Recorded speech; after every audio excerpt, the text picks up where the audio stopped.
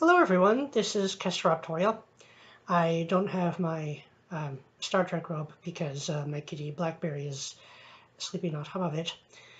But that's okay, we have this whole showdown, the declared national emergency to talk about today. So I was watching the Daily Wire shows last night and today. President Trump was expected to sign a nearly 1,200-page bill, and if you remember, I was extremely pissed off at Trump signing the last Omnibus Bill in early of last year. I'll link to my video on that subject, that Omnibus Bill, in the video description below this one, along with my references for this vlog. And this one's also a shit deal.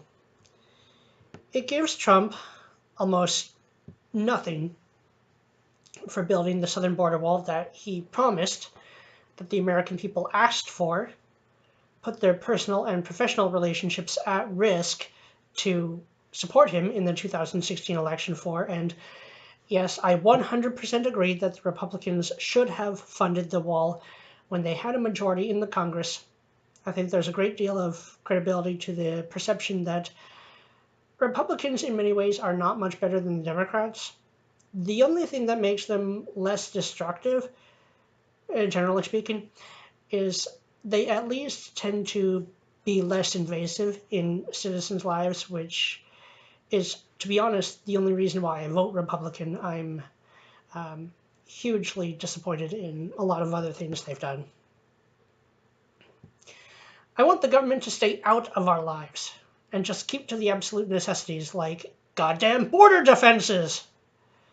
And the Democrats have proven themselves to be the enemies of all who want a safe and defined country.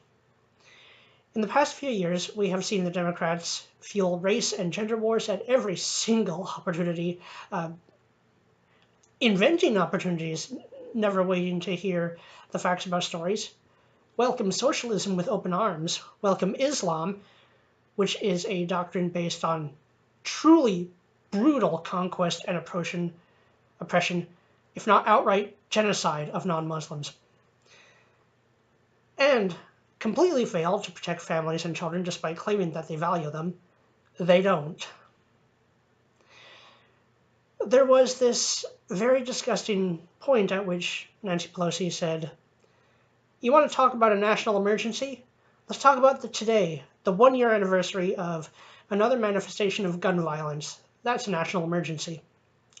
Referring to February 14th, 2018, when at the Marjorie Stoneman Douglas High School in Parkland, Florida, the then 19-year-old Nicholas Cruz went on a shooting spree inside the school that resulted in a devastating death count. It was a horrible sight. He was caught later that day. He first escaped among the crowd of students fleeing outside. The police eventually caught up to him in a subway at a mall, I think.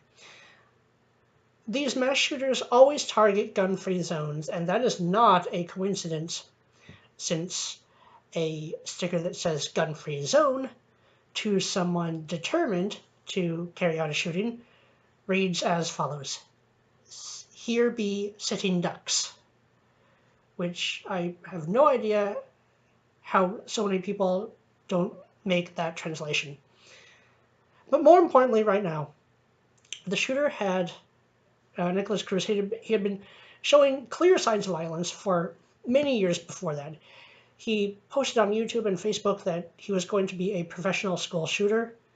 The FBI had been warned about him. Police had been called to investigate him 39 times before, so there is no possible way that the problem was that he had access to a gun. Well, it was, but it was everyone's failures to do a goddamn thing about it when they full knew that they had to. So the real problem was that nobody acted to stop him in the months and years before 2018. He had been given no criminal record on file. And if I might be so bold as to best guess here, I went over this hypothesis with my younger brother a couple weeks ago when he and I were watching Mike Cernovich's Hoaxed documentary, which go check that out if you get the chance to. It's great. And I was talking to him about the Parkland massacre last year, and I put this hypothesis to him. He thought it had a lot of credibility. Let me put it to you. Knowing both that Nicholas Cruz made his desire for violence, to carry out violence, very clear, using... Yeah, I know the computer's low on memory. I'll fix that. So, okay, let's go. So let's go back. So Nicholas Cruz had made his desire to carry out violence very clear. Used his own name on social media. He had accounts named Nicholas Cruz. So the FBI were trying to talk about, well, they couldn't find him, they couldn't track him. Bullshit. And the fact the FBI, we know, was complicit in slander against President Trump and attempts to remove him from office completely unjustly. My hypothesis, my best guess, is that the FBI, since they had been informed about Nicholas Cruz, had easy access to his intentions. He was voicing them on social media. They let him go on his killing spree, just so the proposal to remove citizens' guns could be raised again amongst an atmosphere of terrible tragedy. Which, if that's true, and I find it hard to believe it's not, it would make them complicit, make the FBI directly complicit in the slaughter of the children and teachers that took place that day. Beyond possibility? I don't think so. Terrible, yes, but the problem isn't guns. At least not when they are in the hands of responsible people. The problem is the government, which is why we should never allow the government to seize our guns. You know what happens after the government takes away people's weapons? It starts getting rid of people who question them. And an unarmed population can be disposed of without opposition. Never give the government that power, Americans. Never. Take your families, your children's, your loved ones' protection into your own hands. The schools have proven they can't handle the responsibility. Only the family can.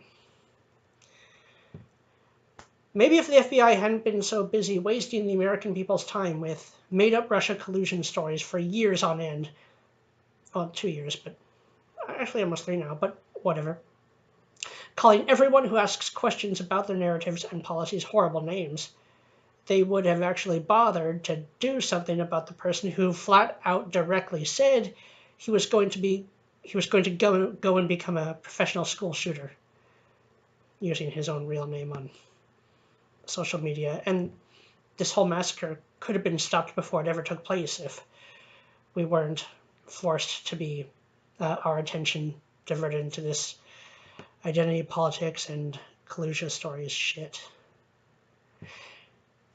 You know, a lot of Americans still have this idea that we all get a say in what the government does and how it does what it does through voting. This isn't anywhere as close to the truth as we'd like to believe. The government decides what we vote on. There are only a few issues on each ballot, when a great many have come into question recently and are being discussed all the time. Also, something I find really frustrating, that even with an internet and alternative media as fast as it is, we only get a very short amount of time to look things over before they are signed into effect. Senate and House of Representative negotiators came out with this 1,159-page bill just before midnight last night, which was Thursday the 14th, leaving almost nobody to read through it. Nobody enough time to read through it. Not even a full day, I mean, a night and a morning. Just for comparison, an average size novel is between 300 and 400 pages long. This is 3 to 4 times that. And this is what is frustrating as hell. We, the American people, really need to start pressuring the government to stop all omnibus bills. The bills should be individual issues to vote on, each a couple pages long and very clear. Each time I go to the ballot box to vote, I've come across many issues that are just a couple paragraphs long that are written in very confusing language. That's gotta stop. And it's not going to stop on its own. And each omnibus bill, which is far worse, keeps getting scarier than the last. I remember the last one was terrifying, as this is. Matt Walsh said on his show, in the episode today titled, "Will the National Emergency Gambit Work?" So very early on in that show, which I will link to, again with other references, says, I'm quoting him, "Put yourself in the president's position. You're the president, and you're going to be signing a national emergency, using that as a way to allocate billions of dollars to this project of yours. When you have a chance to get up in front of America and make a case for it, wouldn't you want to make sure that you had a very coherent speech?" Well, I would think so. And also you would want to make sure that you have a very coherent and comprehensive understanding of what you're signing into effect. It does boggle the mind how Trump could do so well in his State of the Union address. I mean, that was truly impressive. And yet, do so poorly with this so important decision. I know Trump has a portion of his base so devoted to him that they will support his decisions no matter what. I'm not one of them. I have liked a lot of things that he has done and stood for, but I was ashamed of him for signing the last omnibus bill and for his attack on Syria a couple years ago. And this one's even worse. Now, I have been trying to find out today if he really did sign it. I actually gave him a tweet earlier in the morning, not in the afternoon, telling him, don't do this, don't sign this. And what I do know of his speech is that he did sign in a national emergency. I can't 100% confirm that he did sign the omnibus bill. I would hate to see him knowing full well how important these decisions are, speaking so eloquently of the cruelty of letting illegal immigration slide in his State of the Union speech, then go and sign this bill before thoroughly examining it. There's no way anyone can read and understand a 1,200-page bill in one day. Now, I have heard rumors that the Texans have started to build a border wall on their own. I cannot confirm that. It's something I've heard. I do know that Texans they did put up some resistance to illegal immigration before. If they're doing that again, if they're building the wall on their own again, if that's the case, I say, yeah, go for it, Texas. I suspected we might very well have to build the wall all by ourselves. So, in that case, a good question then would be, and if we can pull that off, I think Americans will have to get together and start really asking, what do we need government for? Not much. Excuse me, wait a minute. Yeah, what do we have this giant bloated government for? I mean, so let's go for this. The government cannot protect our children in schools. They failed that completely. They overcrowd the schools. They can't stop the family courts from destroying fathers and consequently children's lives. They keep stealing billions from the futures of our children and grandchildren and great-grandchildren and so on. And yeah, things would be worse still if Hillary was elected, but at this point, I'm getting scared of the government destroying the country and coming after the people no matter who's at the head of it. I think Trump's not intending to do that directly, but if there's one thing you learn from history, things can spiral out of control very quickly. So quickly and so disastrously. A number of people on the live chat at Matt Walsh's show, and I did watch the other Daily Wire shows. I watched Ben Shapiro, Andrew Cleveland, and Michael Knowles today. And you should check them all out, but I think Matt Walsh did very well in his explanation of the issues today. A number of people in the live chat were saying that Trump was unable to get the support for building the wall in 2017 and 2018 when the Republicans had control of the Congress, because he would have needed 60 Republican votes in Congress when he only had 51 at the time.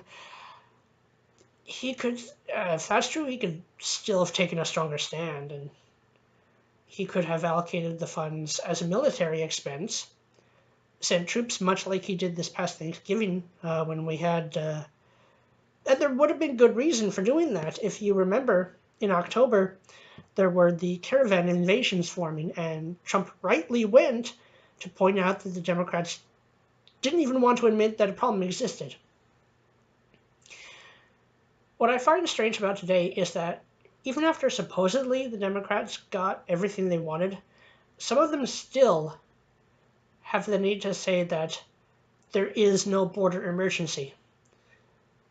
Well, there is a huge problem with letting in massive waves of illegal immigrants, especially from gang-ruled countries where drug and human traffickers run the show, which unfortunately is a lot of Central and South America.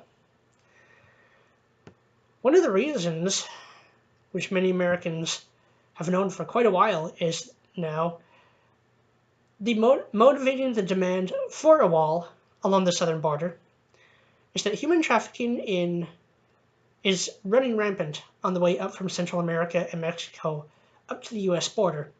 Women and girls, young girls that we would call still children, have to take birth control pills before making the journey through the desert because they know that they have very high likelihood of being raped, if not also kidnapped and sold into the sex trade. What good-hearted American wants that to continue? We all want to put an end to that. The question is, how do we do that? And one of the most sure ways to do that would have been to stop the illegal migration of people. And this is why Americans wanted the wall. This is why they put so much at risk to elect Trump to build a wall. And maybe it was the Republicans who failed more than Trump did. I mean, Trump did make some very real attempts.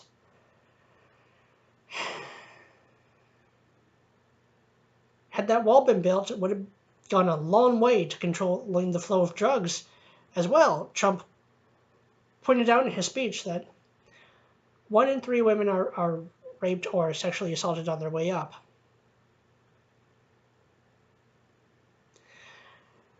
The Democrats then came out with this fact check saying that, oh no, it's only 31% who are sexually assaulted. Now, if you're familiar with percentages, out of 100%, 1 in 3 would be about 33%. Actually, 33 and 1/3 is 1/3. But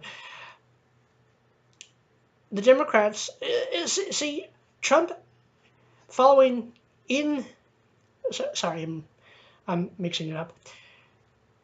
Trump, when he gave the State of the Union address, and the Democrats were so pathetic that they could only cheer for themselves, that they opposed they continued to oppose any sort of protection for Americans living in America, which I have argued before. You know, people keep trying to use American, and let's be perfectly honest, Christian, Caucasian compassion against them, saying, don't you care about this group? Don't you care about this group? Don't you care about this group? Don't you want them to find a better life in America? Except our culture's, American culture not to mention Western culture as a whole, is barely hanging on as it is. And how can you help people from outside your culture when you can't even save your own, when you can't even protect your own people?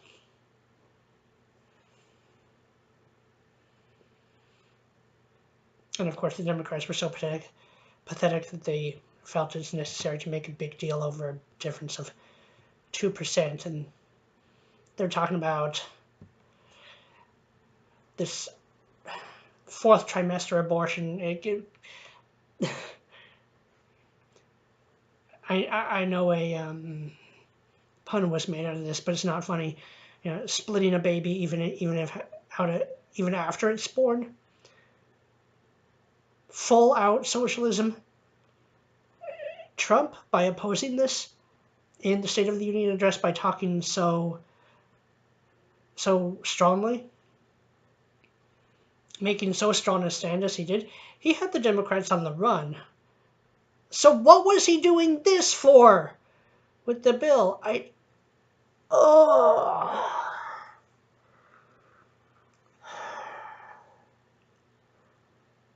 This is why it is important to point out when he does do something wrong, because it can really ruin things. And looks like it has. Unless I'm missing something, unless there's some way around this, I don't know. It's hard to tell.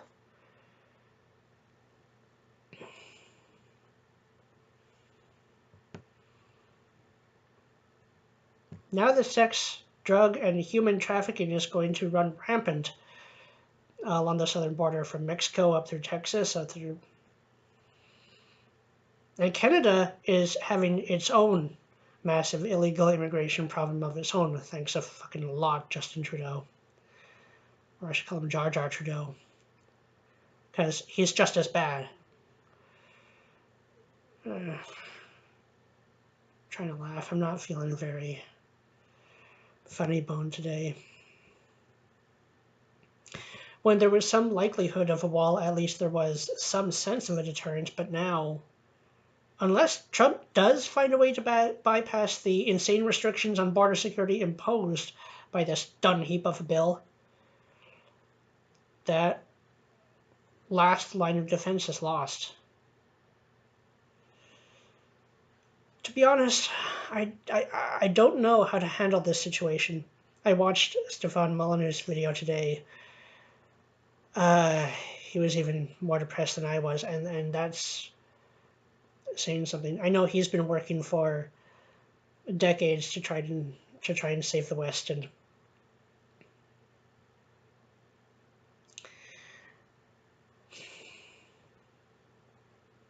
those of us willing to fight to save the West, born who are youngsters and young adults now,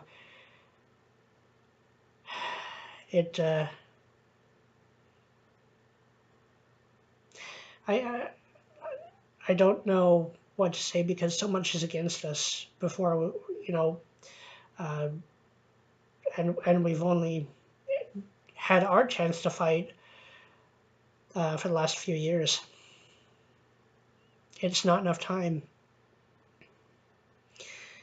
So I don't know what to say right now. I think, as some people are bringing up, the precedent, not president, precedent, that this bill seems to set is very concerning. I think the Democrats will absolutely, the next Democratic president, although we should try to prevent that from happening, we certainly still need conservative presidents. I think the time might be perfect in 2024 conservative libertarian president, if that could work. But we do have a very dangerous precedent setting. Even if the bill doesn't necessarily set it, the Democrats will act upon the idea that it does, because of course they just make up the rules as they go to benefit them, that they will declare a national emergency over global warming. That's put into effect something like the Green New Deal with without caring what the American people think. They'll just use the power of a national emergency to push something like that. They'll crack down on churches, religious institutions, religious communities, using the excuse that they are intolerant. Again, these are things we've already seen them go ahead with doing, despite the fact that the Constitution of America should be protecting against them doing that. They don't care. And this really is going to be the concern. Where are things going to be taken without restriction, without proper restraint? It does confuse me as to why Trump did something so destructive, so clumsy after handling the speech at the State of the Union so well. He knew what he was doing then. Why did he let his judgment slip so much so now? Unless he actually didn't sign it. I think he did. I've not been able to definitely confirm it, but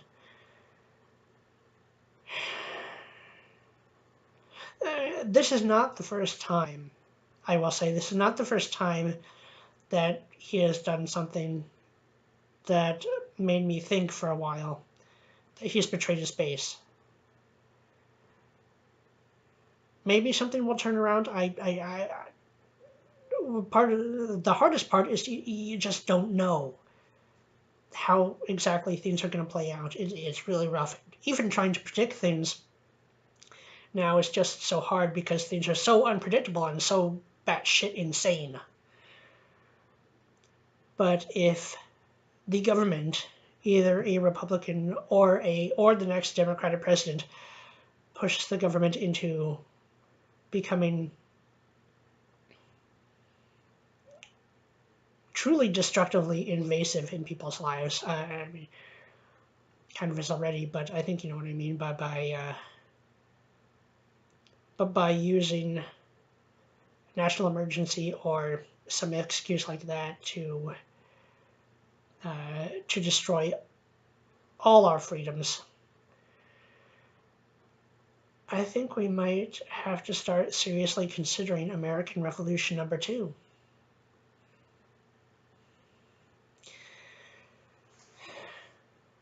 The most difficult part is not knowing, but I think that is going to start being on the table. And this is why we have to not let the government take away our arms. We'll see how things play out for a little while longer. In the meantime, I am Castor Raptorial, and I will see you soon.